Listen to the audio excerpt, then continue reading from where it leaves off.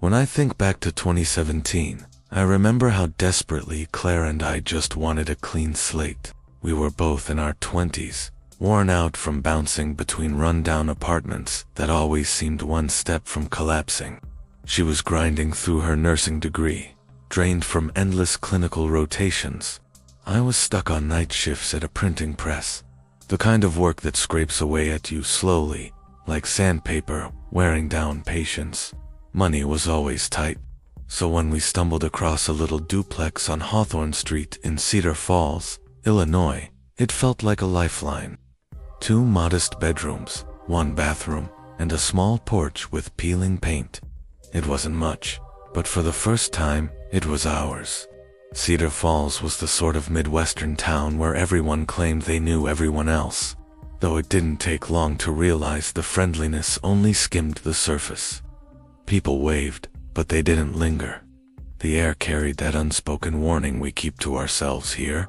The landlord mentioned the neighbor in the other half of the duplex. Howard Green, he said, tugging the brim of his ball cap. Widower, been here 15 years. Quiet fellow, never caused me trouble. Our first impression fit the description. Howard looked to be in his early 60s, maybe older. Thin, pale, with slicked back gray hair that never seemed to move. He wore the same beige cardigan and brown slacks nearly every day. When we introduced ourselves, he gave a stiff smile, nodded once, and went back to trimming his roses on his side of the porch. Claire leaned into me as we stepped back inside. He seems harmless, she whispered. I thought so too, at least in the beginning. It started subtle. During our first week, Claire phoned me while I was at work. Ryan, she whispered, her voice shaky. I think someone's in the hallway between the units. She described slow footsteps, then 3 sharp knocks from the wall. I told her it was probably just the old duplex creaking. Every place like that groans at night. But it kept happening, always late, around 11 or midnight, when the neighborhood was silent and Claire was alone. One afternoon, I tried small talk with Howard while he clipped his roses. Garden looks great, I said. He looked up with those washed-out blue eyes. Roses don't talk back, he muttered, then gave a faint, unsettling smile. I chuckled awkwardly, unsure how to respond. Later, Claire asked, did you notice how he never actually looks at you? He just stares right through you. I brushed it aside. Grief makes people strange. I figured he'd lost his wife and maybe loneliness had shaped him. But the longer we lived there, the stranger things grew. Boots shifting on the porch at night, Claire's umbrella in the wrong corner. The porch light unscrewed more than once. Then came the night that changed everything. I'd just dragged myself home from a long shift. Rain poured down, streetlights glowing in soft halos. As I stepped out of my car, I saw Howard's curtain twitch. For a split second, candlelight flickered inside. My curiosity froze me. Through the narrow gap in the curtain, I saw his living room wall. My stomach flipped. It wasn't covered in family photos. It was plastered with dozens of pictures, me and Claire. Shots of us with groceries, talking on the porch. Claire bent over her textbooks near the window. Then, as if he felt my eyes on him, the curtain snapped shut. I didn't sleep a second that night. I told myself maybe it was a trick of the light. Maybe I imagined it. But deep down, I knew better. I couldn't bring myself to tell Claire, not with her exams coming up. She was already rattled from the knocks in the walls. Instead, I quietly ordered a small door camera and installed it above our front door one afternoon, making up some excuse about package theft. 2 nights later, the footage nearly froze my blood. At 3:47 a.m., Howard shuffled up to our door in his slippers. He bent low, pressed his ear against the wood, and stayed there for nearly a full minute, just breathing. Then, as casually as anything, he turned and walked back. By morning, I couldn't hold back anymore. I marched over as he watered his roses. What the hell were you doing outside our door last night? I snapped. He didn't flinch, didn't even look surprised. His hand kept squeezing the spout of the watering can, drenching the soil. Finally he looked up, those pale blue eyes locking on mine. "Sometimes," he said softly, almost kindly, "the walls between us aren't as thick as you think." Then he smiled a thin, knowing smile that made my stomach twist.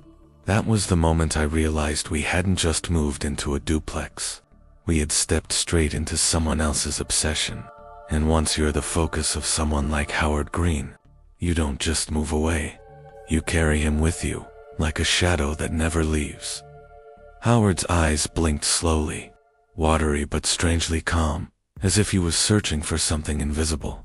"Checking for drafts," he murmured. "Old houses like this, the air sneaks in through every crack and seam."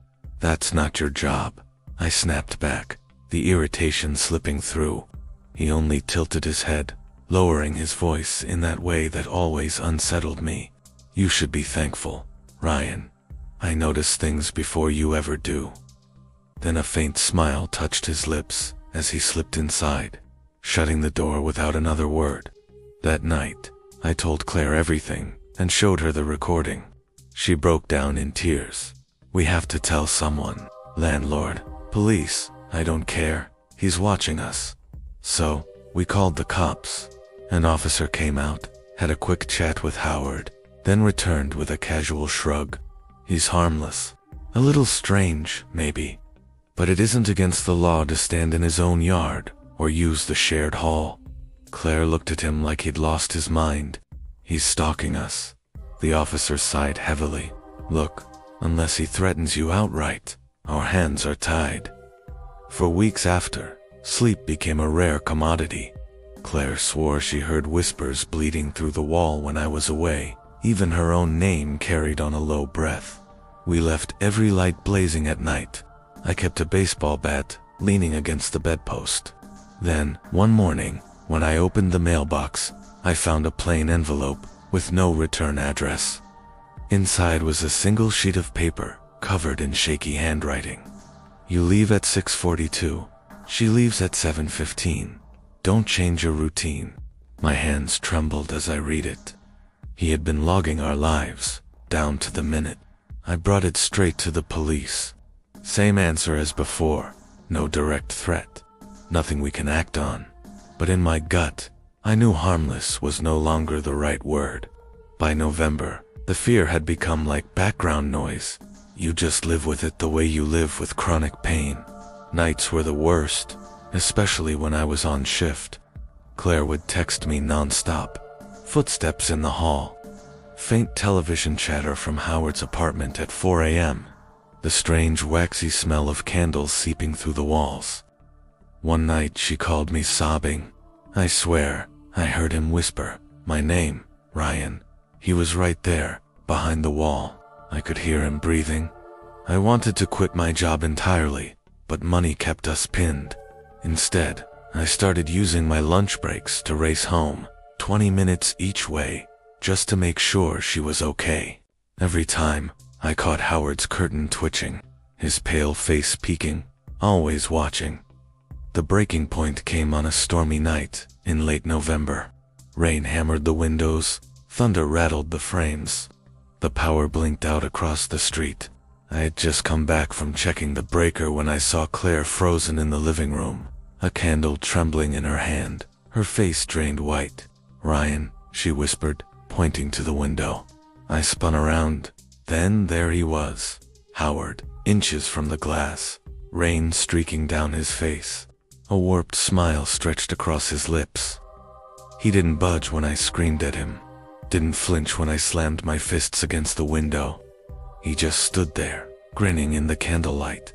Only when a neighbor's headlights swept across the yard did he finally retreat into the shadows. By the time I tore outside, he was gone. That night, we barely slept. Claire begged me to leave, but we were traptly still locked in, no money to break it. We endured, and then, as suddenly as it began, it ended. 2 weeks later, Howard moved out. No warning, no farewell. The landlord told us there was no forwarding address, but the strangest part came when we asked to see the empty apartment. I braced for clutter stacks of papers, maybe hoarded junk. Instead, the unit was spotless. No clothes, no dishes, no furniture, just bare rooms, eerie in their cleanliness. Except for the spare bedroom. The wallpaper there was marked with dozens of neat, rectangular outlines, faded spots where frames had once hung. Every wall was covered in them. Photos, I thought. Rows and rows of photos, all stripped away. I searched for hours, desperate for some trace of what had been there, something to prove to the police what we had endured. But the room was empty, erased. That night, Claire asked me, "Do you think he's still watching us?" I had no answer. The next spring, we finally moved, found a small apartment across town, closer to our hospital rotations. Life moved forward, but the shadows of Cedar Falls clung to us. To this day, I still flick the porch light twice before bed. I still scan the blinds every morning before leaving, and sometimes, in the gray hours before dawn, I swear I feel pale blue eyes tracking me from somewhere unseen. Years have slipped by. Claire and I are married now, living states away, a different home, a different life. On the surface, everything looks normal, but the scars left by that duplex never faded. Howard never reappeared. No case ever linked him to another family. Maybe he died. Maybe he just drifted on, setting up camp beside new neighbors to study, to listen, to breathe just beyond their walls. What I know is this: safety is an illusion. We tell ourselves our locks, our cameras, our neighborhood watch keep us secure. But it only takes one person, one obsession to dismantle that fragile belief. That's why I share this, because the little signs matter. The umbrella nudged out of place. The light bulb unscrewed. The soft footstep in the hall. We dismissed them until the night it was too late. The lesson etched into me is simple. Trust your instincts. Don't let politeness or fear of being dramatic blind you. When something feels wrong in your own home, act to protect yourself, even when others roll their eyes. Because what haunted me most wasn't the silence. It was the nights I lay awake, knowing a man was inches away, listening, watching, waiting, and the cruelest truth. You never really know if he's gone. And sometimes, when the wind shifts just right and the dark feels too familiar, I wonder, was Howard ever watching us? Or is he still watching me now? Looking back now, I can still see the row of connected townhomes. Each one lined up neatly like strangers who politely nodded but never traded names. Every unit was dressed in the same beige siding, with tiny squares of grass out front and a parking lot where the asphalt was just beginning to splinter. It wasn't the kind of neighborhood that anyone bragged about, but it was quiet, reasonably priced, and most importantly, it belonged to me. At that stage of my life, all I wanted was space that didn't include roommates. I'd wasted years in cluttered apartments with friends, stepping over unwashed dishes, covering missed rent when someone came up short, and never escaping the relentless noise of other people's lives bleeding into my own. What I craved was solitude. I wanted to brew my morning coffee, sit in silence, and not have to stumble over shoes that weren't mine. Most people living on Cypress Grove were either young workers like me or older couples who'd downsized. The whole atmosphere was friendly, but only at arm's length. A nod while unloading groceries, a wave across the lot, a quick hello in passing. Then everyone disappeared behind their doors. I liked it that way, which is exactly why my neighbor, Mike Carver, stuck out so much. He was in his mid-40s, sandy brown hair already streaked with gray, a permanent shadow of stubble on his jaw, and a friendliness that seemed too deliberate. When I first moved in, he waved, offered me a toolbox when he saw me fumbling with curtain rods, even helped me haul a box inside. At first, I thought he was just one of those people who liked to lend a hand, but there was always something extra about him, something that made the air feel heavy. He asked questions too many: what I did for work, if I lived alone, how late I usually came back. I brushed it off as idle talk, until one afternoon he smirked and said, "So you head out at 7:15 most mornings? Back around 6 most nights, huh?" He said it with the kind of satisfaction you get when solving a riddle, and suddenly every hair on my arm rose. That wasn't casual conversation. That was observation. That was tracking. I told myself not to overthink it. People notice patterns about neighbors. It didn't automatically mean danger. But the way he looked at me, the way he always seemed to appear on his porch whenever I left or returned, it began gnawing at me. Still, I tried to keep my paranoia in check. After all, it was just a townhome, just a neighbor, just coincidence. Or so, I told myself. That illusion collapsed one spring evening when I got home later than usual. My headlights swept across the back fence of my yard just in time to catch a shadow vaulting over it. My chest seized. I slammed the car into park, barely straight, and ran to the gate. By the time I got there, the figure had melted into the dark. The alley behind the homes was deserted, silent, too still. My mind scrambled for explanations. Maybe some teenager cutting through, maybe a drunk who wandered off course. But deep down, the truth pressed like a weight against my ribs. I already knew. The next morning I tried to play casual. Mike was outside, watering the scraggly shrubs in front of his place. I stretched, walked over, and asked lightly, "Hey, you see anyone hanging around my yard last night?" Looked like somebody hopped the fence. His face didn't flicker. He just stared and said flatly, "You'd probably imagined it." Then, before I could even react, his voice hardened. "Why would you think it was me?" My stomach knotted. I hadn't accused him, I hadn't even hinted, but his reply was instant, defensive, almost rehearsed.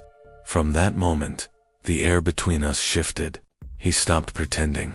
Every morning, he planted himself on the porch, coffee mug in hand, staring as I drove off. If I came home early, I'd see his blinds shiver as if caught in the act. I wanted to call him out, but I could already hear how it would play his denial, his twisted spin. Weeks later, my friend Samantha came to stay. We spent Saturday night curled on my couch with a bottle of wine, crime shows murmuring in the background. Then, close to midnight, a sound sliced through the quiet, a scraping near my car. Sam stiffened. Someone's out there. We crept to the front window, nudged the curtain just enough. 2 men stood at my car, one flashing a light into the interior. My breath hitched when I recognized the tall figure's profile. "Mike." Sam's whisper trembled. "Is that your neighbor?" Before I could reply, adrenaline ripped me forward. I threw open the door and shouted, "Hey, what the hell do you think you're doing?" The men froze. Mike turned, locked eyes with me, and without a single word, strolled back toward his unit. The other man bolted into the dark. Sam's hands were shaking as she dialed 911. The police arrived after 20 long minutes. They knocked on Mike's door. No answer. I explained everything, what we saw, who he was, the other man running off. The officer scribbled notes, but looked unconvinced. Was anything damaged? Taken? No, but I started. He cut me off with a sigh. Without a crime, there's not much we can do. We'll keep an eye out. His tone was flat, almost bored. Sam glared, muttering to me once they left, "Do not be alone with him, ever." That night, sleep was impossible. Every creak of the walls made me jump. Every shadow on the blinds set my pulse racing. The drywall between my life and his felt paper-thin, fragile. And the next morning, I found it tucked beneath my wiper blade. A folded piece of paper. No envelope. Inside, in rough block letters, was a phone number and 3 words that turned my blood cold. "Call me. We need to talk." And that was the moment I realized, sometimes the scariest monsters don't lurk in forests or old houses. Sometimes they live one wall away, smiling, waving, waiting. Asterisk, my stomach sank instantly. I didn't have to wonder who had left it. I showed the note to Sam before she left, and she shook her head firmly. her expression hardening. "Do not call him. Promise me." I promised, but curiosity gnawed at me like teeth. That afternoon, I punched the number into a search bar. My hands turned cold when the result came up. It wasn't just any number. It belonged to a local middle school's staff directory. Mike Carver, social studies teacher. The thought of him skulking around my car in the dead of night, only to stroll into a classroom of kids the next morning, made me feel sick to my stomach. I considered contacting the school, maybe even warning someone, but what did I really have? A scrap of paper, a gut feeling, nothing that could stand as evidence. It would be my word against his, and I knew I'd sound paranoid. The next few weeks felt suffocating. He never brought up the note, never asked if I'd called, but his eyes told the truth. If I came home late, he was planted on the porch, waiting. If I left early, I'd catch the blinds shifting, a shadow moving just enough for me to know he was watching. I began dodging my own home. I lingered at work, ran pointless errands, just to avoid going back. When I finally did, I parked at the farthest edge of the lot, just to keep distance from his porch. Even then, I could feel his stare cutting through the dark. At night, I checked every lock twice, sometimes 3 times. I slid windows shut, slid the deadbolt into place, and kept a heavy wrench beside my bed like it was a lifeline. Sleep stopped coming. My heart jumped at every creak, every shuffle outside. Through all of it, the police never called back. My townhouse transformed into a cage, every wall echoing with dread. I lived in constant suspense, waiting for the next note, the next scrape on the paint of my car, the next silhouette by the window. Friends stopped coming over. I didn't want anyone near that tension, that invisible pressure that never left. Even phone calls got harder. I didn't want to admit how unsafe I felt, not in the one place that should have been my refuge. Every time I crossed paths with Mike, I shrank.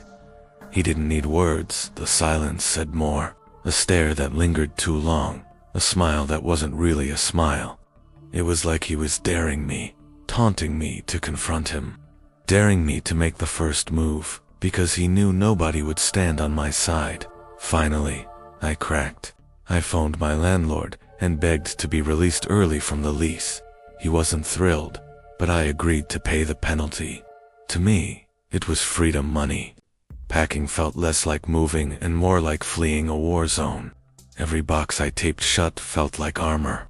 Each trip to the car was done with my shoulders tense, my eyes flicking for his shadow. But he never said a word. He only stood there on the porch, watching, that faint, poisonous smirk carved across his face. When I finally pulled away from Cypress Grove Court, my car stuffed with the fragments of my life, relief washed over me so strong, it nearly brought me to tears. For the first time in months, I could breathe again. Years have passed since then, and I live in a new city, in an apartment where I barely know the people next door, and that's how I prefer it. But sometimes, late at night, if a shadow shifts in the parking lot or a faint scrape rattles against the window, my pulse still races, because deep down, I know men like Mike don't just vanish. They drift. They blend. They choose new neighbors to watch. I think about that note sometimes, the one that read, "Call me. We need to talk." I wonder what would have happened if I had called. Would he have tried to reel me in, pull me into something darker? Or was it only a game? Just another way to remind me he held the leash, that he knew I was scared and powerless. What unsettles me most isn't what happened, but what never did. The police never followed up. The school never knew. Mike never faced a single consequence. He simply slid back into his job, his daily routine, his classroom full of children, as though the nights of lurking, watching, listening had never happened. And that's the lesson that lingers with me, even now. The ugliest predators don't always look the part. Sometimes they smile, sometimes they wave, sometimes they live right across the hall. And the most chilling truth of all, you can run, You can leave, but you never forget the ones who watched you in silence. Because even years later, every shadow you see might carry their face.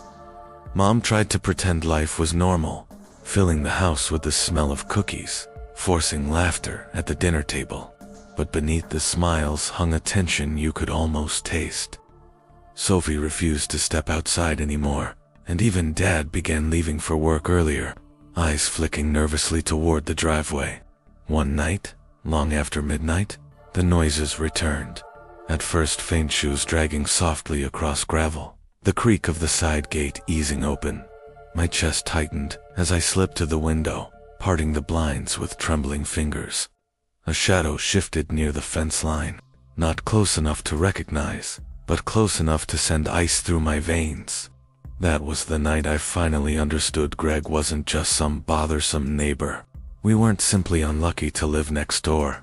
We had been marked, and it felt like he was always there, waiting for his moment. The proof came soon after, in the form of a manila envelope slid under our door. Mom opened it first, and her hand shook so violently I thought she might drop it.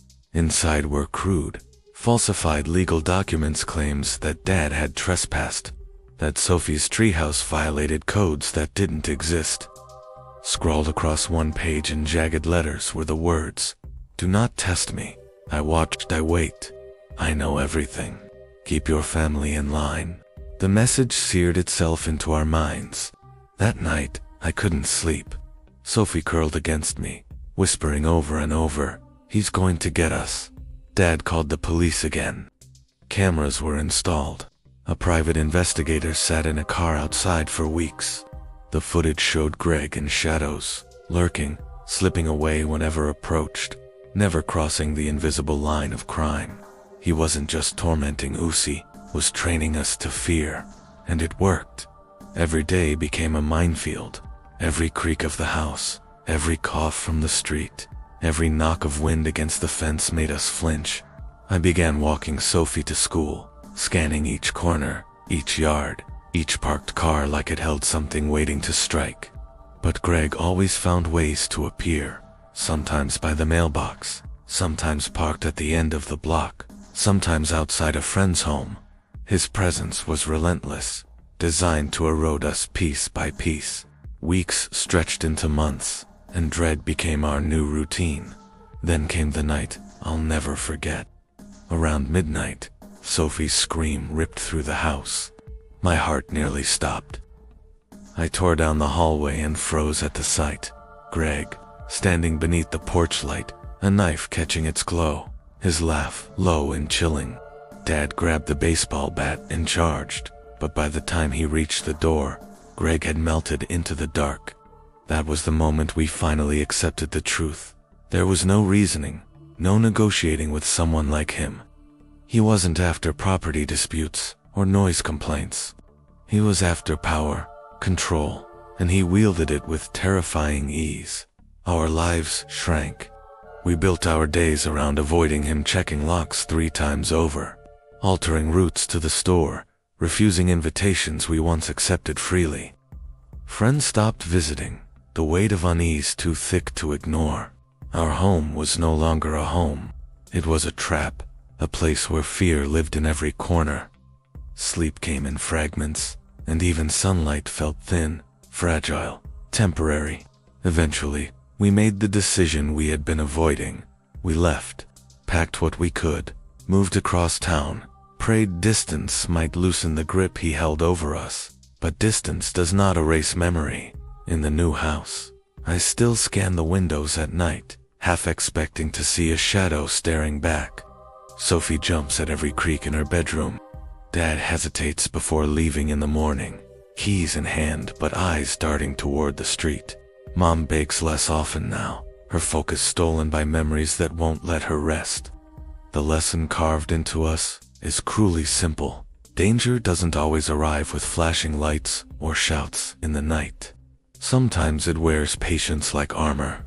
Sometimes it's subtle, persistent, eroding safety, one whisper, one shadow, one sleepless night at a time. What we learned is this: evil doesn't need to break down your door to destroy you. It just needs to stand close enough that you feel it. It waits in neighbors who seem ordinary, behind polite greetings that hide something darker, and by the time you realize, it's already rewired your life. Vigilance and instinct are the only defenses that matter. Trust them, because fear doesn't simply vanish with distance. Even when the threat is gone, its fingerprints remain. I never imagined moving day could change everything. Cedar Grove in Burlington, Vermont had looked so safe, so ordinary. Beige apartments lined with maple and oak, autumn leaves crunching underfoot, the calm rhythm of a small complex. For 3 years, I made a life in 3 Bay graduate school, thesis nights, quiet evenings with my cat Whiskers. Ethan visited on weekends, but mostly, I liked the solitude. Life felt predictable, contained, secure. Then Luke Preston arrived. It started harmless enough. A U-Haul van in the lot, boxes stacked high, a nervous young man fumbling introductions. "Hey, I'm Luke. Just moved in across the hall." Polite, awkward, easy to forget. But within days, the edges of my calm began to fray. I noticed him loitering outside, too long, too still, sometimes right beneath my window. I told myself it was nothing. Maybe he was just stretching, enjoying the autumn air, but my instincts kept whispering otherwise. The moment I couldn't dismiss came a week later.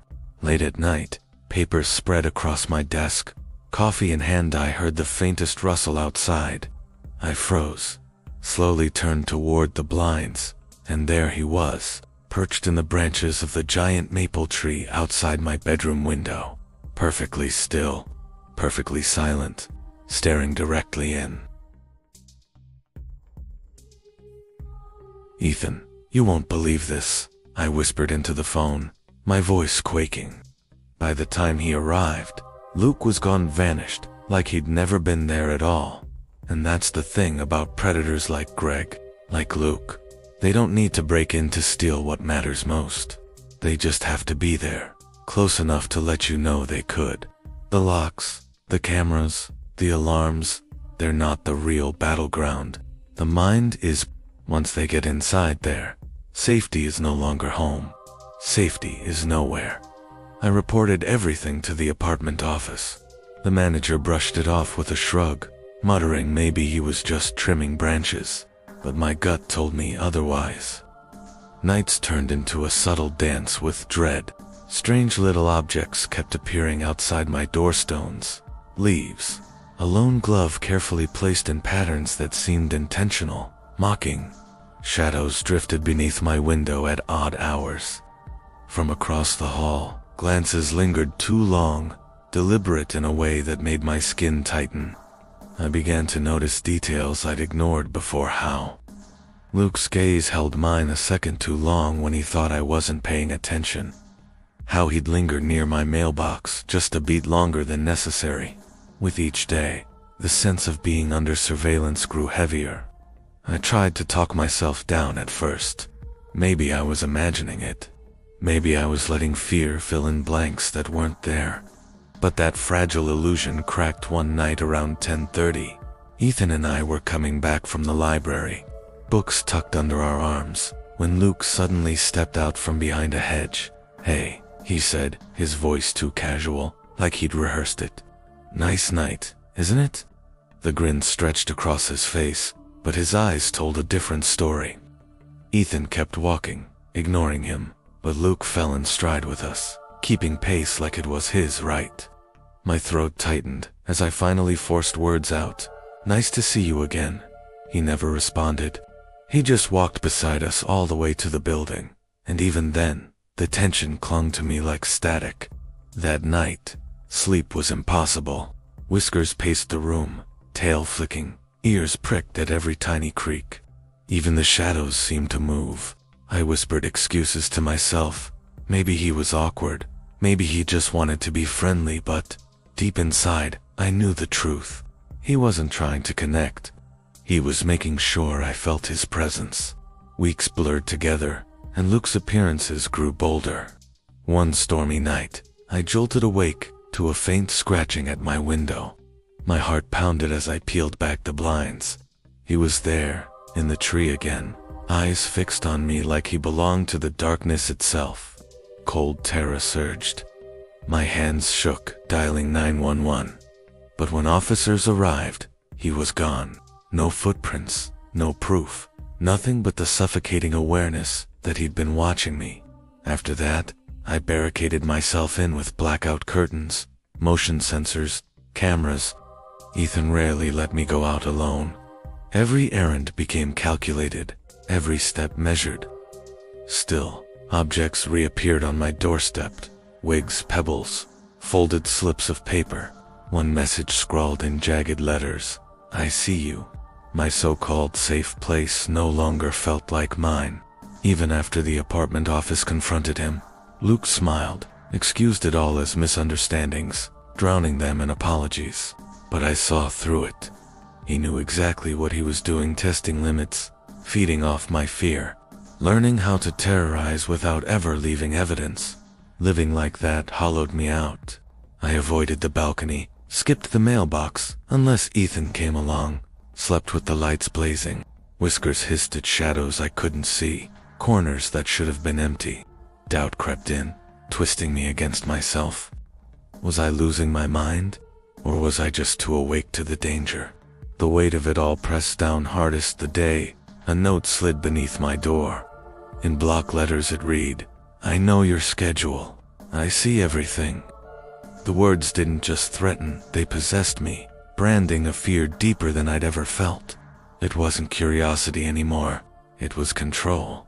It was his way of proving that every hour, every move belonged to him. Luke had built a cage without walls, trapping me in a reality where even silence wasn't safe. Eventually, Ethan and I left Burlington altogether. New apartment, new routines, new phone numbers. But fear doesn't vanish with an address change. Even now, I startle at the smallest sound, scan corners of rooms before settling down.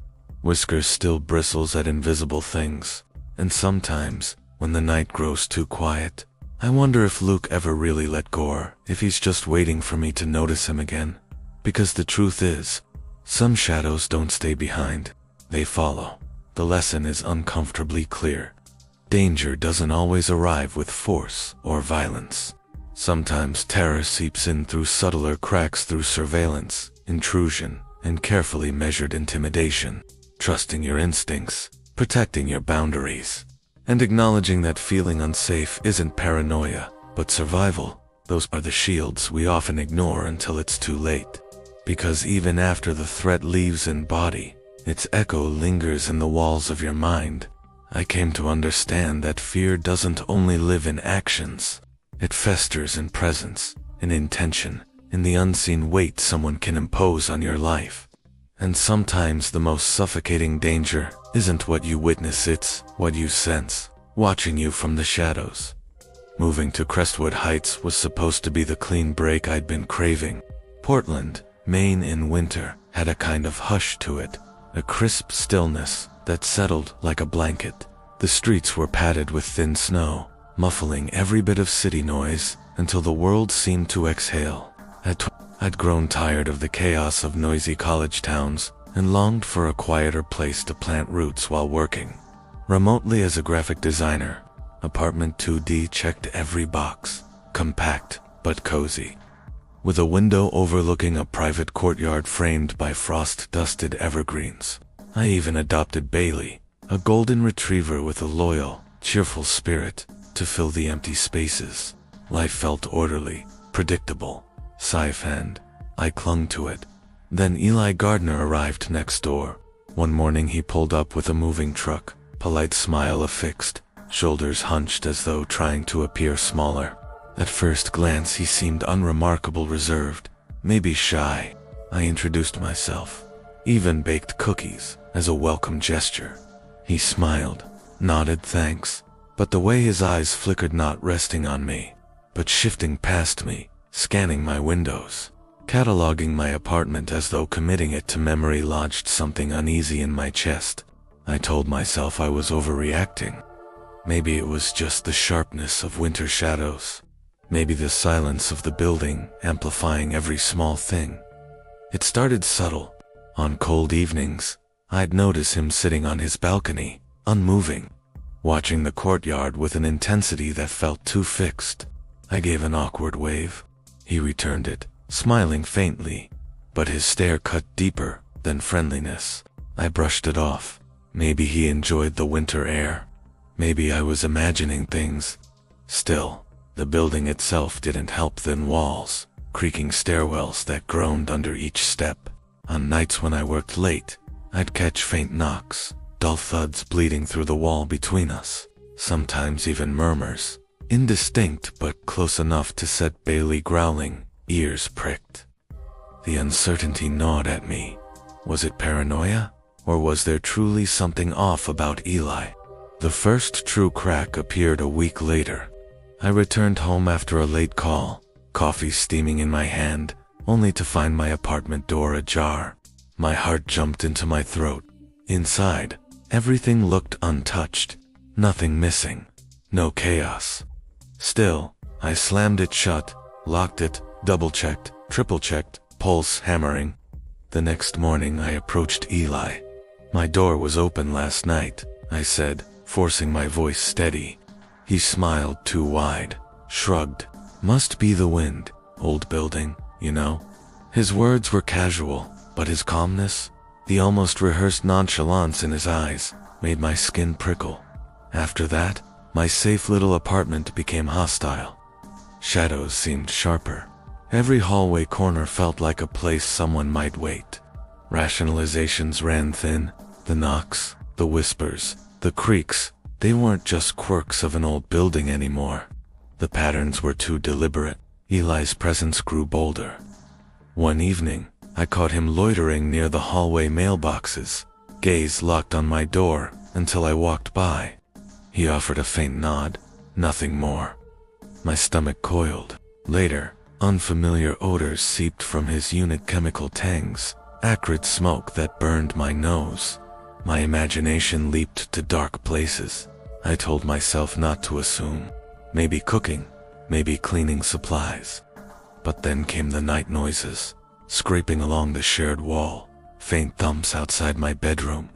Bailey stiffened, hackles raised, growling low into the dark. No reassurance could calm him. Sleep fractured, lights stayed on, locks were checked endlessly. The line between paranoia and instinct blurred, but my gut whispered Eli wasn't just strange. He was intentional. One evening around 11:15, I returned from a late meeting, papers under my arm, laptop bag heavy on my shoulder. Across the courtyard, Eli stepped out from behind a snowbank, as though waiting. "Nice night, isn't it?" he called softly. His voice carried no warmth. I froze. The greeting landing wrong, too staged. He wasn't just being neighborly, he was watching. He wanted me to know. I muttered something, walked faster, heart pounding. That night, branches outside traced, shifting shadows across my walls like reaching fingers. Bailey paced and wind, restless, mirroring my unease. I realized my safety had been stolen, not with violence, but with presence. I was living under constant watch, and it was eroding me. The first event that crossed into terror happened weeks later. Taking out the trash, boots crunching in the frozen alley, I felt eyes on me. The silence of the night pressed in. I turned and Eli stood at the end of the alley, half shrouded in shadow, watching. He didn't speak. He didn't move, just stared. My breath clouded the air as I gripped the trash bag tighter, my heart in my throat. That was when I finally understood. Danger doesn't always need to strike to destroy you. Sometimes it just waits, patient, smiling from the next door over. At the end of the alley, beneath a street lamp that flickered like a dying heartbeat, stood Eli. He hadn't been there 5 minutes earlier. I knew, because I'd already scanned the bins, the pavement, the empty road. His eyes locked with mine, and my body froze. Slowly, he raised a finger to his lips, a faint smile curling across his face. A cold ripple slid down my spine. Instinct screamed at me to run, and I did, feet pounding the sidewalk, lungs burning in the icy night air. Back inside, I bolted the door, dialed 911, and clung to the phone until officers arrived. But by the time they searched the area, Eli had evaporated into the dark. Later, surveillance footage proved what my gut had long suspected. He had been there, often hovering near the building, peering into windows, standing still in silence. I reacted the only way I could: layered locks on every door, blackout curtains across every window, motion sensors in every corner. I never ventured out alone after sunset. Hypervigilance became routine. Every creak of the stairwell, every drag of shoes in the hallway, every gust against the glass sounded like him. Sometimes objects seemed moved, shifted ever so slightly, though I couldn't be sure if it was real or the paranoia burrowing into me. Days blurred into weeks, weeks into months. Sleep thinned into shallow fragments. My mind became a battlefield where Eli lived. Even when he wasn't there, friends urged me to escalate restraining orders, more police reports, formal mediation. But without a direct act of harm, the system had no teeth. Building management insisted on civility, pressing me toward polite conversation with the very man dismantling my sanity. But Eli's politeness was only a disguise, a mask hiding obsession. Each simple routine: checking mail, walking to the laundry room, passing through the lobby, felt like tiptoeing through a minefield. My apartment shrank into a box of fear, and even there, his presence seeped in through silence, shadows, and imagination. Eventually, desperation drove me to flee. I found a place in South Portland and moved fast, abandoning the apartment I had once adored. Physically, I had escaped. Psychologically, I had not. Even months later, I startled at footsteps in hallways. Bailey, my loyal dog, still growled at empty corridors, as if he sensed something lingering where I could not see.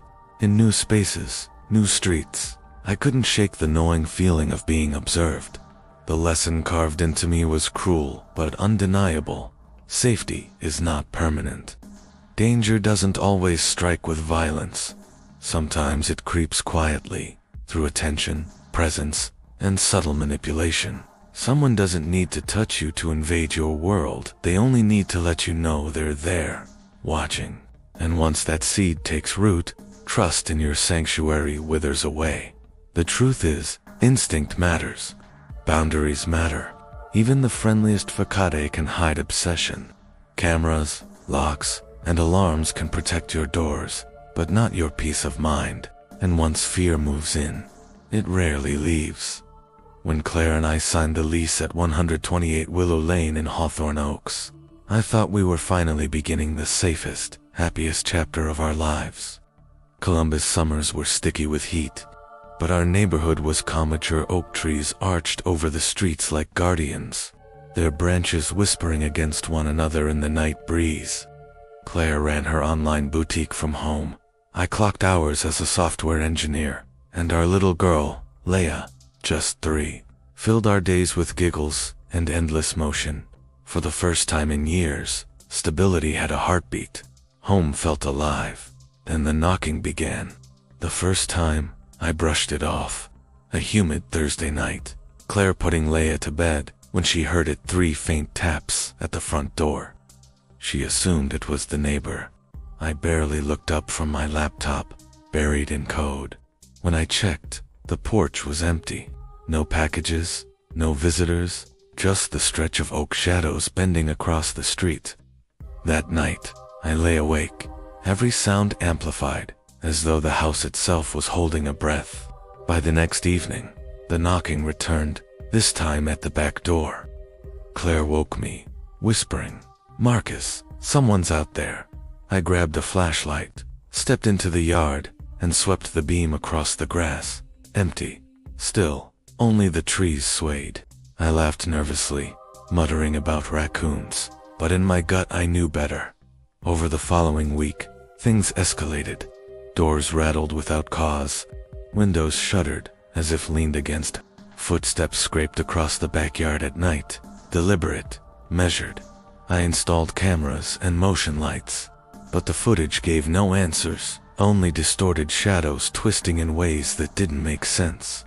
Claire began sleeping lightly, waking at the slightest noise.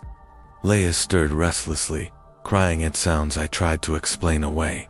But the feeling grew heavier each night, as though someone or something had fixed its gaze upon us. By the week's end, denial was gone. This wasn't nerves or coincidence. We had been chosen, and our safety, the fragile bubble we thought unbreakable, had already begun to unravel.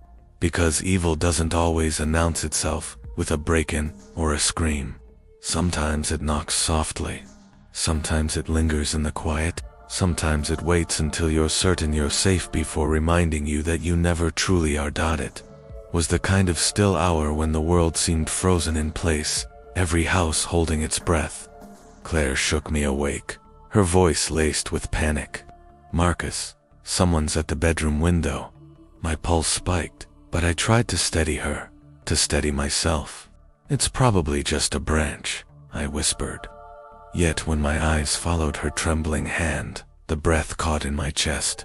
A figure loomed outside, cloaked in black, hood drawn low, face hidden. He didn't move, didn't speak, just stood there, silent, deliberate, radiating menace through stillness alone. "Call 911, Claire hissed, but I froze, caught between dialing for help and charging outside to confront him.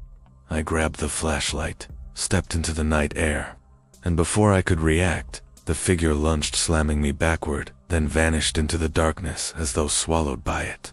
Minutes later, flashing lights filled the street, police combing through the yard, scouring the roads. Nothing, no intruder, no trace, only the heavy residue of dread, a presence that refused to release us. That night, lying awake with Claire at my side and little Leia curled between us, I realized something chilling. Terror doesn't always need a weapon. It doesn't always require blood. The intrusion alone, the knowledge of being observed, was enough to dismantle the fragile safety of our home. We had been chosen, watched, stalked without warning. The following weeks became a blur of constant adjustments and gnawing paranoia. I reinforced locks with deadbolts, drew curtains, tight, day and night, and paid for a full security system with night vision cameras. Every motion alert sparked panic. Even in broad daylight, I felt unseen eyes trailing me. While mowing the lawn, I glimpsed a fleeting shadow darting between houses. While checking the mail, I caught black shapes dissolving at the edges of vision.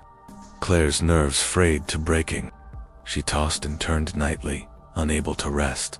Leia woke screaming at unseen figures, pointing toward corners where nothing should be. Each routine: taking out trash, stepping into the garage, walking down the street, became a gauntlet of fear. The neighborhood, once serene, now seemed transformed into a stage for an unseen predator orchestrating our every move. Friends urged us to report again, to press the police, or simply to leave. But responsibilities tethered us: my work, Claire's commitments, Leia's schooling. So we endured. Every evening became a test. I'd stand at the window, flashlight in one hand, phone in the other, scanning every shifting shadow, listening to the whisper of wind or the creak of settling wood, as though each was a warning. We became captives in our own walls, confined not by locks, but by the invisible snare of fear spun around us by the nights. Weeks bled into psychological warfare. I watched Claire recoil from her own reflection in dark windows. Leia whispered of shadows that breathed. Even my work faltered, my focus fractured by the constant scanning of doors, windows, cameras. The worst was not what we knew, but what we didn't. He never revealed himself clearly, never spoke, never declared intent.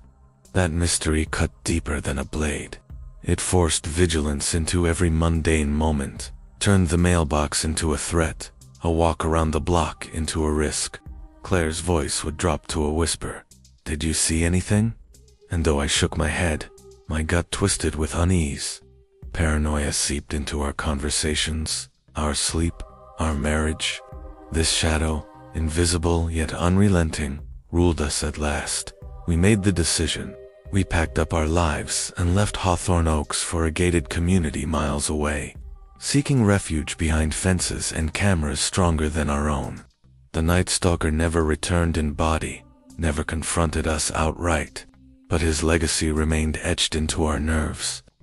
Claire still startles at sudden sounds, Leia shrinks from corners at night, and I, even in daylight, check locks, test windows, cycle through cameras as if rehearsing a ritual of survival.